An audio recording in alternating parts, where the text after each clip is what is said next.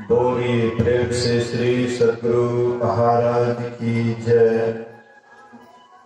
श्री सद्गुरु महाराज की जय। श्री सद्गुरु महाराज की जय।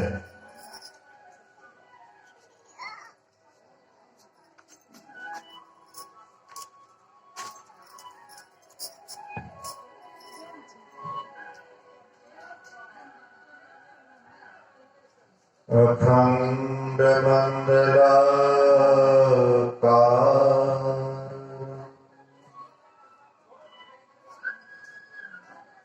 व्याप्तमेव चराचरम् तत्पदं दर्शितमेन तस्मै श्री गुरुवे नमः। धन्य धन्य सद्गुरु सुखदा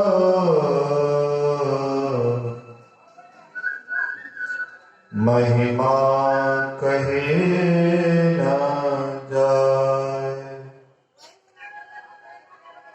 जो कछु कहा तुम्हारी कृपा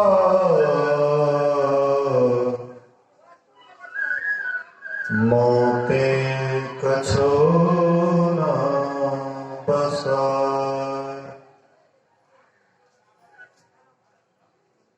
सर्वत्र सर्वदा वर्तमान सद्गुरु महाराज जी के पावन चरणों में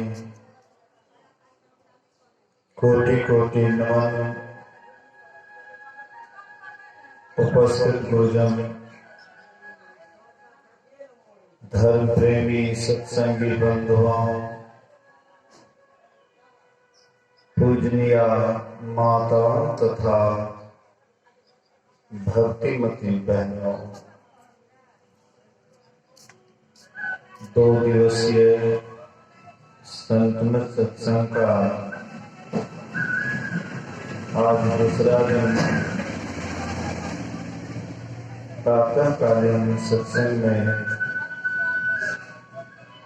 हम आप उपस्थित हैं।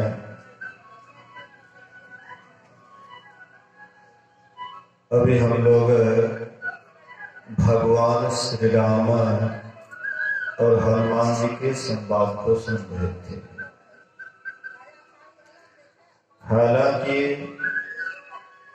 हनुमान जी ऐसे ऐसे काम करके दिखाए जो काम औरों से असंभव था। कठिन से कठिन काम जो किसी से नहीं होता था, वह काम को हनुमान जी करते थे।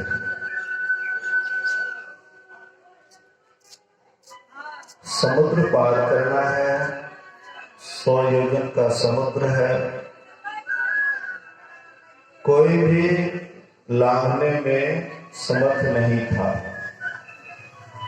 लेकिन वहां पर हनुमान जी 100 योजन समुद्र लांघे, सीता जी का पता लगाए। मतलब कहने का जो भी कठिन से कठिन काम था वे हनुमान जी किए थे। लेकिन वही हनुमान जी जो इतने बड़े बड़े काम करने वाले थे, फिर भी जो अंतिम गति होना चाहिए, कुछ कसर होने के कारण भगवान राम हनुमान को उपदेश करते हैं। कहते हे हनुमान,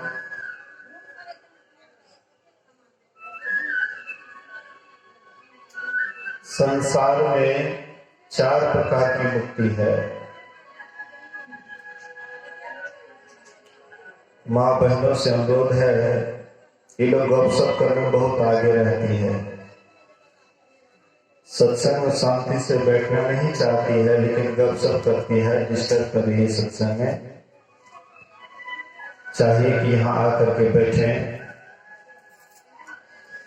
अभी के सत्संग के बाद तो फिर गपशप ही होता रहेगा, कोई आपको बाधा नहीं डालेंगे, लेकिन कम से कम अभी सबको आकर के बैठना चाहिए। यह क्रियाकर्म का कार्यक्रम आगे भी चलेगा, लेकिन 1-1.5 घंटे के बाद यह सत्संग फिर आपको नहीं मिलेंगे। इसलिए व्यर्थ की बातों में नहीं लग करके संतों के वचन को बढ़िया से सुनेंगे तो बहुत बड़ा लाभ होगा। तो मैं कह रहा था कि हनुमान जी से राम कहते हैं कि हे हनुमान, 4 प्रकार की मुक्ति है। एक है सालोक्य मुक्ति, दूसरा है सामीप्य मुक्ति, तीसरा है सालोक्य सामीप्य सायुज्य सारूप्य। ये 4 प्रकार की मुक्ति है। उपास देव की लोक की प्राप्ति करनी, ये सालोक्य मुक्ति है। सारूप्य मुक्ति, उपास देव के रूप जैसा अपना रूप बना लेना, सारूप्य मुक्ति। तीसरा है सामीप्य मुक्ति, उपास देव के नजदीक रहना। और चौथा है सायुज्य मुक्ति, उपास देव के शरीर से अलग शरीर नहीं रहना, उनके शरीर के साथ युक्त हो जाना, यह है सायुज्य मुक्ति। लेकिन ये 4 मुक्ति मरने के बाद होती है। लेकिन राम भगवान कहते हैं, अगर तुम सदा की मोक्ष पाना चाहते हो, सदा के निर्वाण को पसंद करना चाहते हो, तो वह है कैवल्य मुक्ति। कैवल्य मुक्ति शरीर में रहते हुए होती है और मुक्ति शरीर छूटने के बाद होती है। लेकिन कैवल्य मुक्ति शरीर में रहते हुए होती है। राजा जनक शरीर में रहते हुए मुक्त थे। राजा जनक शरीर में रहते हुए भी विजय कहलाते थे। इसलिए संत महापुरुष कहते हैं, हम लोगों को भी मोक्ष चाहिए, मुक्ति चाहिए, इसके लिए जीते जी कोशिश करना चाहिए। ऐसा नहीं सोचना चाहिए कि हम मर जाएंगे तो हमारी मुक्ति हो जाएगी। बहुत आदमी सोचते हैं कि हम मर जाएंगे और बेटा जब अग्नि दान कर देंगे तो हमारी मुक्ति हो जाएगी। ये भी बहुत आदमी आशा करते हैं। लेकिन किसी का बेटा अग्निदान कर देंगे, अगर इससे मुक्ति हो जाएगी तो संसार में बहुत बेटा वाला है, तो क्या बेटा अग्निदान करने से मुक्ति हो जाती, तब तो सबके सब मोक्ष प्राप्त कर लेते, मुक्ति प्राप्त कर लेते। इसीलिए संत महापुरुष कहते हैं कि इससे भी हमारी मुक्ति नहीं हो सकती है। मुक्ति के लिए जीते जी आशा करनी है, जीते जी प्रयास करना है, जीते जी साधन भजन करना है, सत्संग ध्यान में मन लगाना है। हम आपका मन संसार की बात व्यवस्था में ज्यादा लगता है। संसार में जितना मन लगता है उतना सत्संग ध्यान में मन नहीं लगता है। सत्संग ध्यान में मन को लगाने के लिए बहुत कोशिश करना पड़ता है, लेकिन संसार में लगाने के लिए बिना कोशिश के ही यह मन लगते रहता है, क्योंकि मन संसार का दूसरा नाम है। मन का निर्माण ही संसार से हुआ है। इसलिए मन स्वाभाविक संसार में ही लगता है, लेकिन सत्संग ध्यान के लिए तो प्रयास करना पड़ता है। इसलिए हम आपको चाहिए कि हम आप परमात्मा की तरफ अपने मन को लगावें, सत्संग ध्यान से जोड़ करके रखें। गुरु महाराज जी कहते हैं नित्य सत्संगति करो बनाई, अंतर बाहर दो विधि भाई, धर्म कथा बाहर सत्संगा, अंतर सत्संग ध्यान अभंगा। कहते हैं दो तरह से सत्संग करो, बाहरी सत्संग भी करो, आंतरिक सत्संग भी करो। जो दोनों तरहों से सत्संग करते हैं वही एक दिन मोक्ष के काबिल होते हैं, परमात्मा को पाते हैं। इसलिए हम लोगों को भी कोशिश करना चाहिए। अभी हम लोग कबीर साहब के वचन को सुन रहे थे, साधु भाई जीवत ही करो आशा, जीवत समझे जीवत बुझे, जीवत मुक्ति निवासा, जियत कर्म की फासना काटे, मोए मुक्त की आशा, साधु भाई जीवत ही करो आशा। हम जहां पर आशा लगा करके रखते हैं, शरीर छूटने के बाद वहीं पर हम लोग चले जाते हैं। अगर हम लोगों का ख्याल शरीर छोड़ते समय में पत्नी के प्रति आकर्षण है, उनके याद में शरीर छोड़ते हैं, तो संत महापुरुष कहते हैं कि हम कुत्ता बनकर के संसार में आते हैं। कोई अगर पत्नी पति की याद में शरीर छूटता है तो वह कुतिया बनकर के संसार में आती है। किसी को मरते समय बेटा का ख्याल हो गया, बेटा का याद करते हुए शरीर छोड़ा, तो वह सुअर के शरीर में आता है, और स्त्री है तो वह सुगरी के शरीर में आती है। किसी को शरीर छोड़ते समय मकान का याद रह गया, मकान के प्रति उनका आकर्षण हुआ, शरीर छूटने के बाद वह सर्प की योनि में जाता है, चूहा की योनि में जाता है। और किसी को धन संपत्ति के ख्याल में शरीर छूटता है तो वह सर्प योनि में जाता है। इसीलिए कहते हैं जहां आशा वहां वासा। राजा भरत राजपाट छोड़ करके चले गए वन तपस्या करने के लिए। प्राचीन समय नियम था कि पहले ब्रह्मचर्य आश्रम में रहते थे, ब्रह्मचर्य जीवन बिताते थे। 25 वर्ष तक, जैसे 100 वर्ष का अभी आयु है तो 100 वर्ष को 4 भागों में बांट दीजिए। 25 वर्ष तक वह ब्रह्मचर्य आश्रम में रहते थे। फिर 25 के बाद 25 से 50 तक गार्हस्थ जीवन में रहते थे। फिर 50 से 75 तक वानप्रस्थ आश्रम में रहते थे। पति पत्नी घर से हट करके वन में एक कुटिया बना करके एकांत में ध्यान भजन करते थे, वानप्रस्थ जीवन। फिर 75 से 100 तक वे संन्यास जीवन जीते थे। मतलब पति पत्नी में भी कोई मतलब नहीं रहता था, सब ओर से ख्याल को मोड़ करके परमात्मा में ही ख्याल में जोड़ लेते थे। राजा भरत भी चौथे पल में अपने पुत्र को राजपाट दे करके चले गए वन में, साधना कर रहे थे, ध्यान कर रहे थे। संजोग से एक गर्भवती थी हिरनी, और वह पानी पीने के लिए नदी में आती है।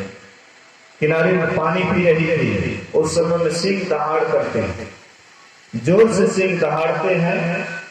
वह दहाड़ को सुन करके डर के मारे छलांग मारती है। पानी में जैसे जोर से छलांग मारती है, उसका गर्भ पानी में गिर जाता है।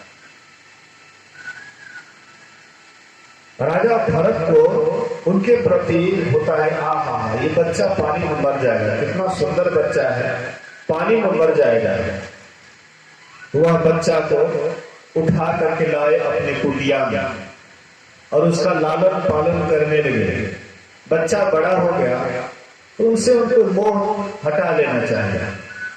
लेकिन उनके प्रति उसका मोह दिन प्रतिदिन बढ़ता गया। इतना उसके प्रति मोह बढ़ गया कि जब उसका शरीर छूट रहा था तो एक बच्चा के ही याद में शरीर छूटा। क्या हाँ, ये सुंदर बच्चा कैसे रहेगा, कौन इसका देखभाल करेंगे, क्या इसका क्या इसका दशा होगा, पता नहीं। वही हिरनी बच्चा की याद में उसका शरीर छूटा, वह भी हिरण के शरीर में चले गए। हिरनी बच्चा पर ख्याल था, इसलिए उसका भी ख्याल के कारण वे भी चले गए हिरण में। लेकिन वे जो तपस्या किए हुए थे, ध्यान भजन किए हुए थे, इस प्रभाव के कारण वे जानते थे कि थोड़ी सी गलती हुई जिसके कारण मैं यह हिरण के शरीर में आ गया। तो वे खाना पीना छोड़ दिए जानबूझ करके। एक दिन कमजोर होने के कारण दलदल में फंस जाता है और वहीं पर दलदल में फंस करके उनका वह शरीर छूट जाता है। जब वह शरीर छूटा तब वह एक ब्राह्मण के यहाँ जन्म लेता है। लेकिन उस जन्म में उनको बड़ा होश था, बहुत सचेत था कि थोड़ी सी गलती हमने की अगले जन्म में तो हमें हिरण के शरीर में आना पड़ा, इस बार हम कोई गलती नहीं करेंगे। तो बाहर से वे जड़वत रहते थे, जैसे वृक्ष जड़ होता है वैसे जड़वत रहते थे, एकदम साधारण ढंग से रहते थे, किसी से कोई आसक्ति नहीं रखते थे। परिवार के लोग उनको मवेशी चराने के लिए देते थे। वे मवेशी चराने के लिए जाते थे तो राम का चिड़िया, राम के खेत थोड़े चिड़िया भर भर के, मतलब मवेशी को छोड़ देते थे, किसी का फसल खा लेते थे। लोग शिकायत लेकर के आते थे कि देखिए इनको आप भेजते हैं मवेशी चराने के लिए, लेकिन ये मवेशी क्या चराएगा, ये तो कहीं पर आंख बंद करके बैठा हुआ रहता है। इसके बाद सोचे कि ये काम इनसे नहीं होता है तो दूसरा काम दिए, खेत को प्लेन करो, खेत को कोड़कर करो। अब जहां पर वे कोड़ते गड्ढा कर देते थे। बोले कि ये भी इस काम के भी योग्य नहीं है। परिवार के लोग उसको घर से निकाल दिए कि इसको फालतू आदमी है, न कुछ करता धरता है, कौन इसको बैठा करके खिलाएंगे, घर से निकाल दिए। लेकिन उनको कोई गम नहीं था, एकदम अलमस्त होकर के पड़े रहते थे। जो कुछ भोजन मिलता था करके एकदम बराबर ध्यान में मस्त रहते थे, दिन रात परमात्मा के चिंतन में ही लगे रहते थे। संजोग से एक बार कपिल मुनि के आश्रम में राजा रघुगन जा रहे थे। पालकी पर बैठ करके राजा रघुगन जा रहे थे। एक कहार का तबीयत खराब हो जाता है, बुखार लग जाती है, वह चलने से असमर्थ हो गए, शरीर थर-थर कांपने लगा। तो रख दिए। उसके बाद कहते हैं कि भाई कोई कहार लाओ, इसका तबीयत बहुत खराब है, ये चलने से लाचार है। खोजते खोजते वही गड़बड़ जो जंगल में पड़ा हुआ था, अलमस्त ध्यान में, कहते उठो, उठ गए। कहते चलो, चलने लग जाते हैं। कहते हैं उठाओ कहार, उठा लिए। और जब चलने लग जाते हैं तो शरीर हृष्ट पुष्ट था। रास्ते में चलते थे, देखते कहीं चींटी का कतार है, कहीं मेरे पैर के नीचे चींटी न दब जाए, इसलिए छलांग मार देते थे। तो राजा को बड़ा कष्ट होता था। अरे भाई कौन है, बढ़िया से नहीं चलते हो, बड़ा कष्ट होता है। और कहार कहता है कि महाराज हम लोग तो ठीक ठाक चलते हैं, लेकिन ये जो नया कहार है यही ठीक ठाक नहीं चलता है, यही ठीक ठाक नहीं चलता, इसलिए आपको दुख हो रहा है। तो राजा कहते भाई कौन है, थोड़ा बढ़िया से चलो, क्या कर रहे हो, ठीक ठाक चलो, अच्छी तरह से चलो। तो जड़ भरत उस समय उसका मौन टूट जाता है और कहते महाराज आप तो आराम से डोली पर बैठे हुए हैं, लेकिन मैं तो नीचे नीचे चल रहा हूं, मेरे पैर के नीचे कोई चींटी न दब जाए, कोई जीव हिंसा न हो जाए, इसलिए मैं नीचे देख करके चलता हूं, और जहां पर कोई चींटी का कतार है वहां पर मैं छलांग मार देता हूं। राजा कहते अरे भाई उन महात्मा को लगा दिया, डोली उठाने में इस महात्मा को लगा दिया, रखो रखो रखो डोली रखो। डोली रखते हैं, उसके बाद कहते महाराज आप कौन है, आप कौन है, आप अपना परिचय दीजिए। बोले मैं कोई हूं, उससे क्या मतलब है तुमको, तुम जा रहे हो सत्संग सुनने के लिए और मनुष्य को बैल बना करके जा रहे हो, कांधे पर जा रहे हो। याद रखना जब तक संतों के चरण धूलि से अपने को नहीं नहलाओगे, लाख सत्संग करो, कभी भी तुम्हारा उद्धार नहीं होगा, कभी कल्याण नहीं होगा। और उसी समय में जड़ भरत उनको आत्मज्ञान दिए। आत्मा क्या है, आत्मा क्या है, कैसे मोक्ष प्राप्त किया जाता है, कैसे मुक्ति प्राप्त करनी चाहिए, इन सारी ये सब ज्ञान उनको दिए। कहने का मतलब है कि थोड़ा सा उनको आसक्ति रह गई हिरण के प्रति, तो उनको हिरण के शरीर में जाना पड़ा। हम लोग तो इसी में दिन रात उठते हैं, बैठते हैं, सोते हैं, जागते हैं, दिन रात कहीं घरे परिवार का चिंतन करते रहते हैं, घरे परिवार का ध्यान करते रहते हैं। हम लोगों का किसका ध्यान होता है, आंख बंद करके किसका ध्यान करते हैं, वही घर परिवार, वही संसार। लेकिन याद कीजिए हम आपकी किसी से दुर्गति होगी। एक सत्संगी थे पूर्णिया में, वे बराबर सत्संग ध्यान खूब करते थे। गुरु महाराज के समय की बात है, खूब सत्संग ध्यान करते थे। संजोग से शरीर छोड़ते समय उसके मन में होता है सब काम तो किए, लेकिन एक काम नहीं कर पाए, खैर का बगीचा नहीं लगा पाए। खैर वृक्ष पहले खैर वृक्ष का बहुत लोग स्थान देते थे, मजबूत होता था, घर घरों में लगाते थे खैर का वृक्ष। आजकल तो लोग पक्के काम करते हैं, मकान बना लेते हैं, पिलर बना लेते हैं, लेकिन उस समय में उनका बड़ा महत्व था। सोचे कि खैर गाछ नहीं लगा पाए, अगर लगा देते तो बाल बच्चे को बढ़िया रहता है। वही याद में उनका शरीर छूट जाता है। शरीर छूटा, 2-3 साल के बाद उनके पुण्यतिथि पर गुरु महाराज जी का समय लिया उनका बाल बच्चा, उनका लड़का। तो गुरु महाराज जी सत्संग करने के लिए आए। सुबह का सत्संग होता है और उसके बाद बगीचा की तरफ टहलने के लिए गए।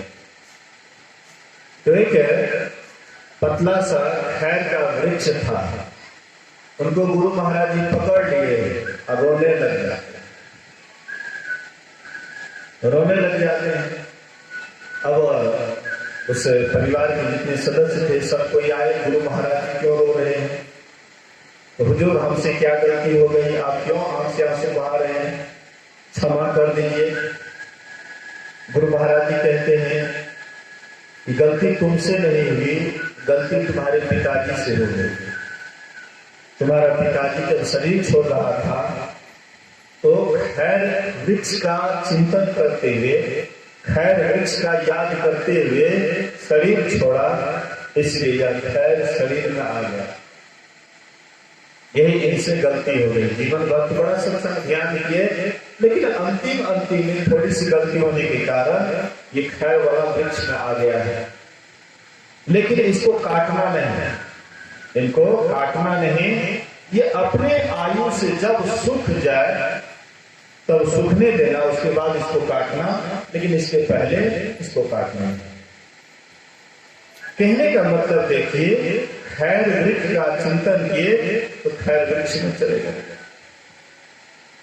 इसलिए हम आप सचेत रहे, परमात्मा का चिंतन छोड़ करके, सत्संग ध्यान का चिंतन छोड़ करके कहीं का भी हम चिंतन कर रहे हैं, ये हमारी दुर्गति का ही लक्षण है।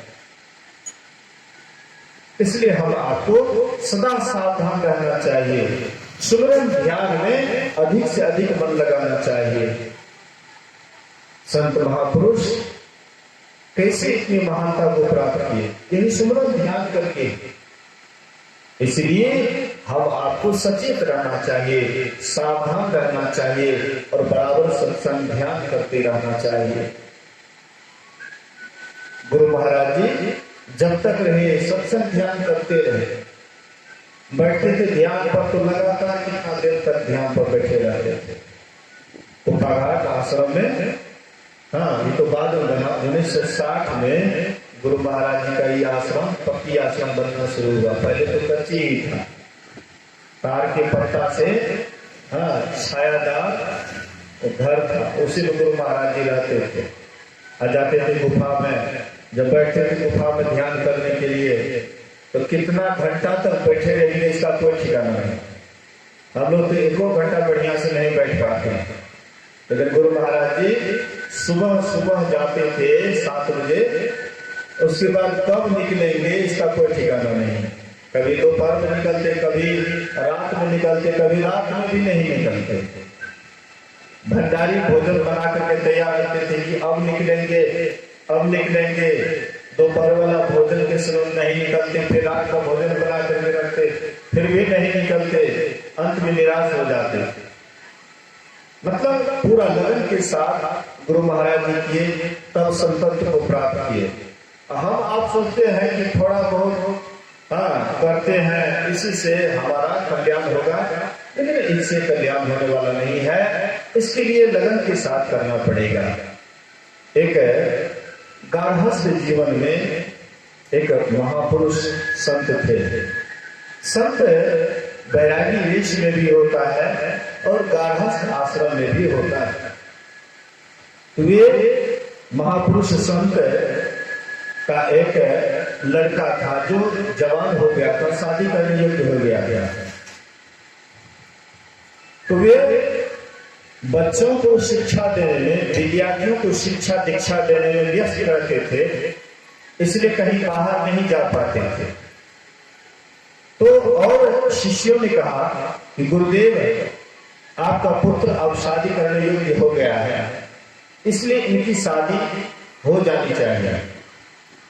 तो कहते अच्छा ठीक है, जब तुम लोगों की यही इच्छा है तो कोई अच्छी संस्कार वाली लड़की मिले तो उनके साथ शादी तय कर दो। तो एक अच्छी संस्कार वाली लड़की से शादी तय किया गया। अब परसों शादी होगी तो कहते गुरुदेव पैसा दिया जाए, हम लोग जाएंगे बाजार और लड़का लड़की के लिए कपड़ा लता लाना है। तो गुरु जी कहते हैं कि अच्छा ठीक है, तुम लड़का लड़की के लिए जो कपड़ा लाओगे वह तो लाओगे ही, लेकिन 5 गज कफन का कपड़ा भी ले लेना साथ में। कहते गुरुदेव ये शुभ शुभ के समय में अशुभ बात काहे बोलते हैं? 5 गज कफन का कपड़ा क्या होगा? अरे कोई बात नहीं है, उसको पैसा कितना लगेगा, इतना सब कपड़ा लेगा तो उसमें थोड़ा सा वो भी ले लेना। तो 5 गज कफन का कपड़ा भी लेते आया। अब शादी के लिए 1 दिन बचा था। बोले गुरुदेव अगर आपका आदेश होता तो लड़की के लिए डोली बनाया जाता। पहले जमाने में ये स्कॉर्पियो, हाँ बेलेरो की व्यवस्था नहीं थी। लोग लड़की को डोली पर बैठा करके, 4 कहार होता था, उसमें बैठा करके लाते थे। तो कहते हैं कि आपका आदेश होता तो उसके लिए डोली बनाते लड़की के लिए। बोले हाँ कोई बात नहीं है, लड़की के लिए डोली भी बना लेना, लेकिन साथ साथ एक अर्थी भी बना लेना। अरे गुरुदेव ये क्या बोल रहे हैं, अर्थी क्या होगा? अरे क्या होगा, डोली बना रहे हो तो अर्थी बनाने में उसमें कितना बास खर्चा होगा, तो भी थोड़ा बना लेना, क्या होगा, रखा रहेगा कोई किसी कोना में। कहते अच्छा कोई बात नहीं, डोली बनाए, अर्थी भी बना ली। लड़का का शादी होता है और जिस रात शादी करके आए सुहाग रात में ही लड़का मर जाता है। हाँ, लड़का मर जाता है तो सुबह में कहते हैं गुरुदेव आपका लड़का तो मर गया।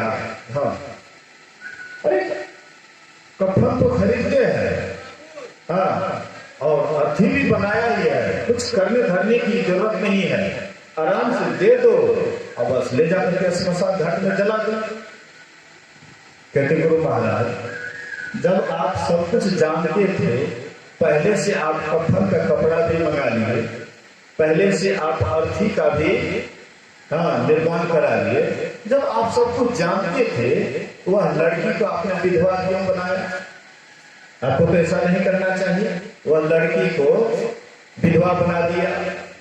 तो गुरुजी कहते हैं अगर मैं जानता हूं, तुम्हें विश्वास है कि मैं जानता था इसलिए सारा सामान मंगाया, इसलिए मैं ये भी जानता हूं ये लड़की बहुत बड़ी संस्कारिणी है, ये लड़की अगले जन्म की बहुत बड़ी भक्तिनी है और इनके भक्ति मार्ग में इसका पति बाधा होता, इसलिए वह बाधा इसका साफ हो गया और इसी जन्म में ये साधना करके संतत्व को पाएगी, परमात्मा को इसी जन्म में पाएगी, ये भी मैं जानता हूं। कहने का मतलब है संत महापुरुष कहते हैं कि हम आपको सत्संग ज्ञान में अधिक से अधिक मन लगाना चाहिए, परमात्मा का भजन अधिक से अधिक करना चाहिए। जो जितना ही करते हैं ये अपना काम है, सत्संग ध्यान किसका काम है? अपना काम है। और काम जो हम करते हैं वो दूसरे का काम है। जितना भी संसार का काम करते हैं, पेट के लिए जो भी मेहनत करते हैं ये दूसरे का काम है। ये शरीर भी अपना नहीं है, एक दिन यह शरीर भी छोड़ देते हैं, ये धन संपत्ति भी हमारा नहीं है, सब कुछ छूट जाता है, लेकिन अपना काम सत्संग ज्ञान ये अपना काम है। इसलिए गुरु महाराज जी कहते हैं समय गया फिरता नहीं, जो समय चला गया है वह लौट करके नहीं आएगा। झट ही करो निज काम, जल्दी से अपना काम कर लो। अपना काम क्या है? यही सत्संग ज्ञान है। सुकिरत कर ले नाम सुमर ले, को जाने कल की जगत में खबर नहीं पल की। सुकिरत कर ले नाम सुमर ले, को जाने कल की जगत में खबर नहीं पल की। यह मन तो है हस्ती मस्ती काया मिट्टी की, सांस सांस में नाम सुमर ले, अब भी घटे तन की जगत में खबर नहीं पल की। झूठ कपट कर माया जोड़ी, बात कर छल की, पाप की पोट धरे सिर ऊपर, किस विधि हुए हल की जगत में खबर नहीं पल की।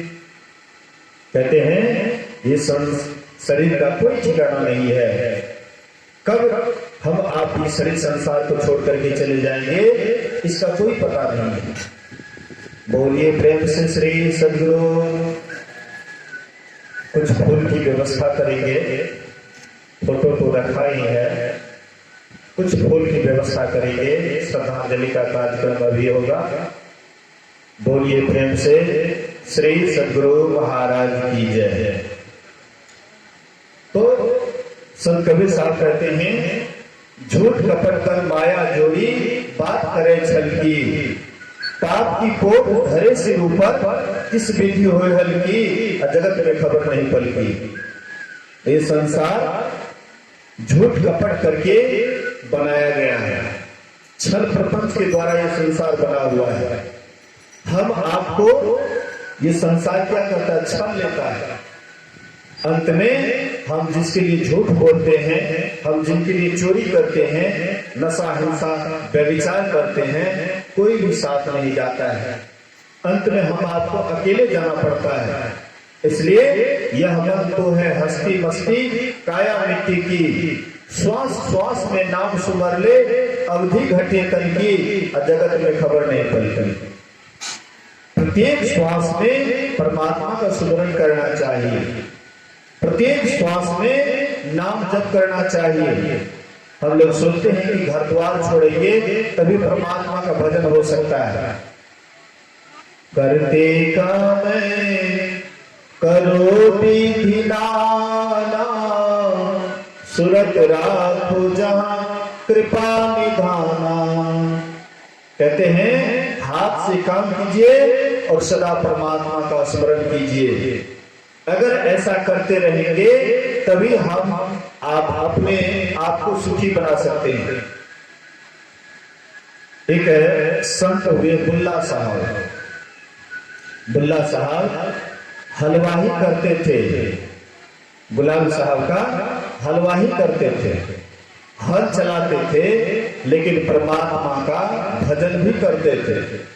हल चलाते चलाते उनका मन जब ध्यान में लगने लग जाता था तो ध्यान करने के लिए बैठ जाते थे, ध्यान करने के लिए बैठ जाते थे। ध्यान में बड़ा मन लगने लग जाता था। बैल अपने घूम रहा है, हल अपने जुताई हो रहा है,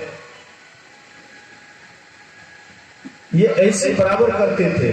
लोग शिकायत करते थे कि तुम कैसे हल वहां रखे हो, ये हल क्या चलाएगा, ये तो हल फाल छोड़ करके ये आंख बंद करके ध्यान पर बैठ जाता है। तो लोग बराबर शिकायत करते थे।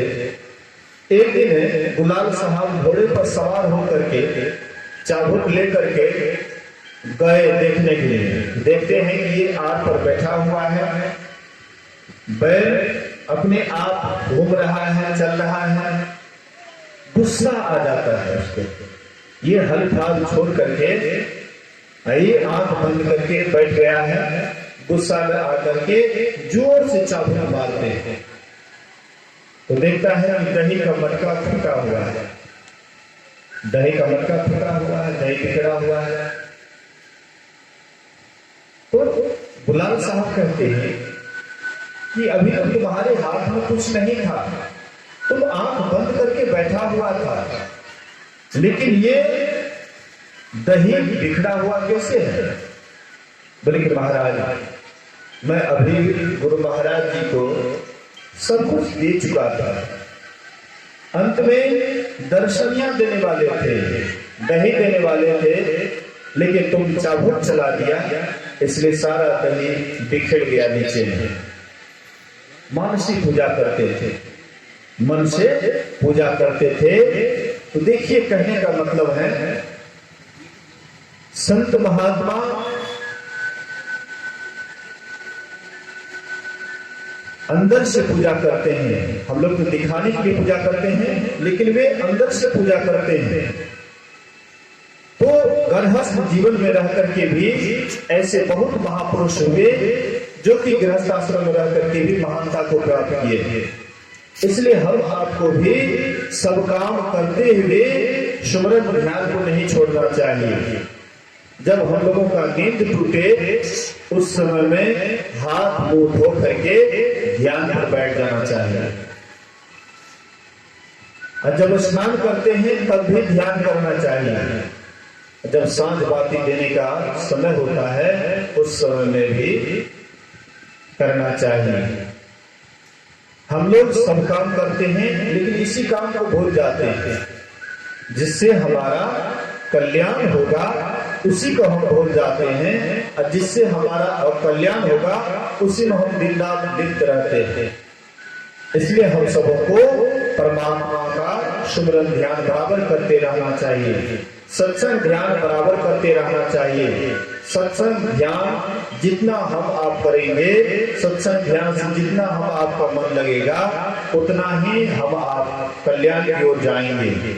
इसलिए सत्संग ध्यान कीजिए, सत्संग नित और ध्यान नित रहिए, करत संलग्न हो, बेविचार, चोरी, नशा, हिंसा, झूठ करना चाहिए।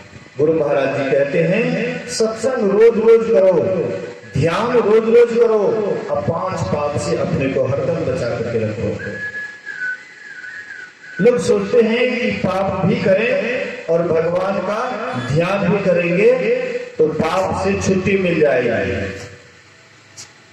जितना पाप करते हैं उतना पुण्य कर लेंगे तो पाप कट जाएगा।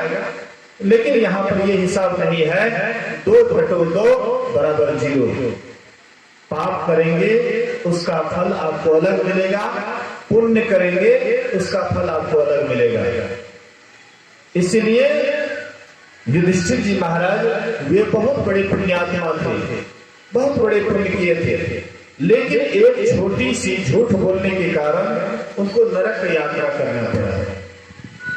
मतलब पाप का फल अलग मिलता है और पुण्य का फल अलग मिलता है।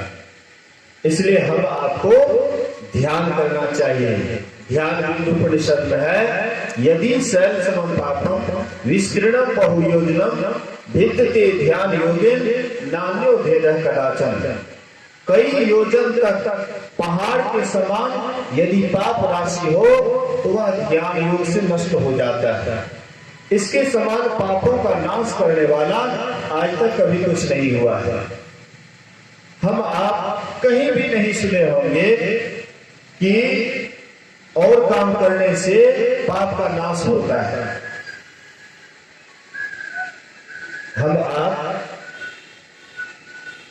भगत कराते हैं, लेकिन कहीं शास्त्र में नहीं लिखा हुआ कि भगत कराने से पाप का नाश होता है। हाँ, पुण्य होता है, आप शुभ कर्म करते हैं तो उसका लाभ होता है, पुण्य होता है, लेकिन पाप का नाश हो जाए ऐसा कहीं नहीं लिखा हुआ है।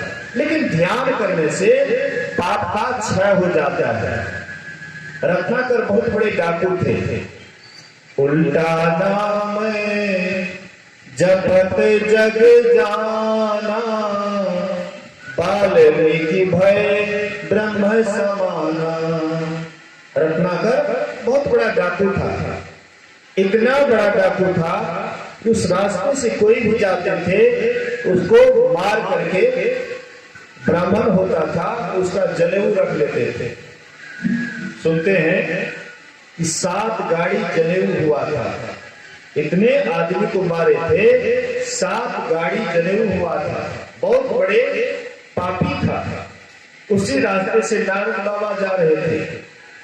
नारद बाबा से भी कहते हैं कि जो भी तुम्हारे पास सामान है यहाँ पर रखो और लेट जाओ, मैं तुम्हारा घर से गर्दन को अलग करूंगा, काटूंगा। नारद बाबा कहते इतने को तुम मारते काटते हो, इसका जो पाप होता है उसका सजा तुमको अकेले भुगतना पड़ेगा, कोई इसका भागीदारी नहीं होगा। कहते देखो यहाँ पर प्रवचन करने का जगह नहीं है, मैंने जो कहा जो भी सामान तुम्हारे पास है झोला तो भी रखो, उसके बाद लेट जाओ। नारद बाबा कहते हैं अरे एक बात तुम अपने परिवार से जाकर के पूछो, इतना जो पाप करते हो इस पाप का हकदार कोई बनेगा? कहते मैं जाऊंगा पूछने के लिए, तुम जब भाग जाओगे तो? बोले कि नहीं भागूंगा, तुमको विश्वास नहीं होता है तो उनको वृक्ष के साथ बांध दो। तो उसको वृक्ष के साथ बांध दिए नारद बाबा को और ये चले गए। सबसे पहले अपने माँ के पास जाते हैं और कहते हैं माँ मैं जो इतने आदमी को काट मार करके लाता हूँ धन संपत्ति, क्या तुम उस पाप में हकदार बनोगी ना? तो माँ कहती है बेटा तुम्हारे इस पाप में मैं क्यों हकदार बनूं?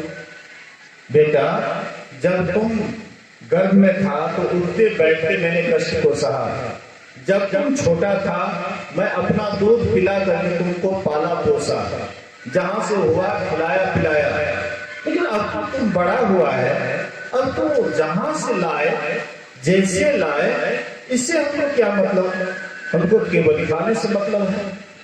बड़ा ठोकर लगा कि जिस उम्मीद से मैं इतने आदमी को हत्या करता था और सोचता था कि सब इसमें भागीदारी बनेंगे, लेकिन ये तो भागीदारी नहीं बन रही है। गए बेटा के पास, पिता से पूछते हैं कि पिताजी मैं इतने लोगों को मार काट करके लाता हूँ संपत्ति, तो क्या इसमें इस पाप में आप हकदार बनिएगा ना? तो पिता कहता है कि क्यों हकदार बनूंगा? जब तुम छोटा था तो हम कहां से देश विदेश से कमा करके लाते थे, तुमको खिलाते थे। अब मैं बूढ़ा हो गया, तू जवान है, तू जहां से खिलाएगा हमको खाने से मतलब है। पत्नी के पास गए, पत्नी से पूछते हैं कि अरे मैं जो इतने आदमी को मार काट करके लाता हूँ, खिलाता हूँ, तुम अर्धांगिनी है, तो तू बता इस पाप में तुम हकदार बनेगी ना? बोलेगी क्यों हकदार बनोगे? आप शादी करके लाए थे, वचन दिए थे कि कमा करके आपको खिलाऊंगा, तो तुम्हारे हाथ पाप में क्यों हकदार बने? बड़ा जबरदस्त ठोकर लगा।